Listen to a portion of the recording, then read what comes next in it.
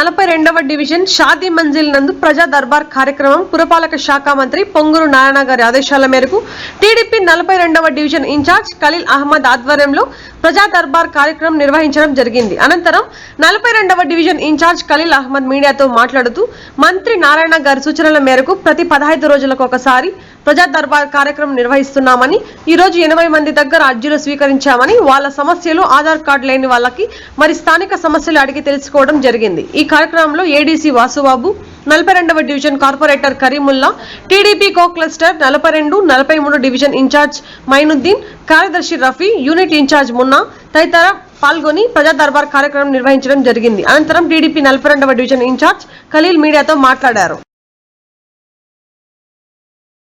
నమస్కారాలు. ఈరోజు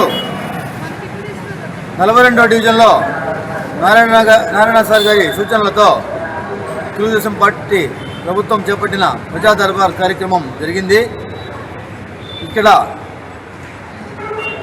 2 రోజుల నుంచి మా వార్డులో ప్రతి బూత్లో తిరిగి మేమందరం ప్రతి బూత్ ఉన్నారు, ప్రతి కార్యకర్త ప్రతి ఒక్కరూ తిరిగి పింఛన్లు లేని వాళ్ళకి, రేషన్ కార్డులో ప్రాబ్లం ఉన్న వాళ్ళకి, స్థలాలు లేని వాళ్ళకి, ఇల్లు లేని వాళ్ళకి, ప్రతి ఒక్కరికి, ప్రతి అమ్మకి, ప్రతి అక్కకి, ప్రతి తల్లికి వెళ్ళి చెప్పాము.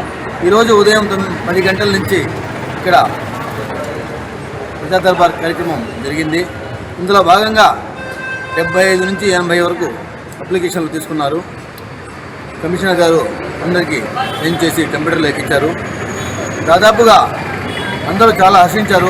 మేము సచివాలయం చుట్టూ తిరుగుతున్నాము.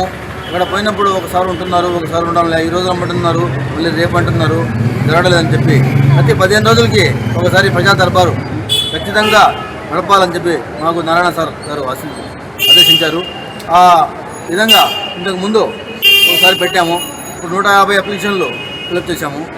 ఇప్పుడు మిగిలిన వాళ్ళకి అందరికీ తెలియజేస్తే ఈరోజు 75 నుంచి 80 అప్లికేషన్లు తీసుకోవడం జరిగింది. చాలామంది మాకు ఎంతో సంతోషంగా నాయన అని చాలా బాగా చేస్తున్నారు, మీరు ఇలాంటి ప్రభుత్వం మేము చూడలేదు, ప్రతి ఇంటికి మీరు వస్తున్నారు, మా కష్టాల్ని మా సమస్యల్ని మీరు దగ్గరుండి తెలుసుకుని ఇక్కడ ఉండి మీరు చేసినందుకు మేము చాలా సంతోషిస్తున్నాం అని చెప్పి మాకు చెప్తా ఉంటే మాకు కూడా చాలా సంతోషం వేసింది. ఈ పని మేము చేస్తున్నందుకు మాకు చాలా ఆనందంగా ఉంది. వాళ్ళ ప్రతి పేదవాడి కళ్ళల్లో ఆనందాన్ని చూస్తున్నాము. కాబట్టి ఇటువంటి ప్రోగ్రాము మళ్ళీ 15 రోజులకి 20 రోజుల తర్వాత మళ్ళీ పెడతాము. ఇప్పుడు కూడా మళ్ళీ టైం అయిపోయింది, తర్వాత మళ్ళీ కూడా వస్తూ ఉన్నారు. వాళ్ళకి కూడా చెప్పాము దగ్గరుండి మేము ఏ సమస్య వచ్చినా మేము తెలుస్తామని. నేను 42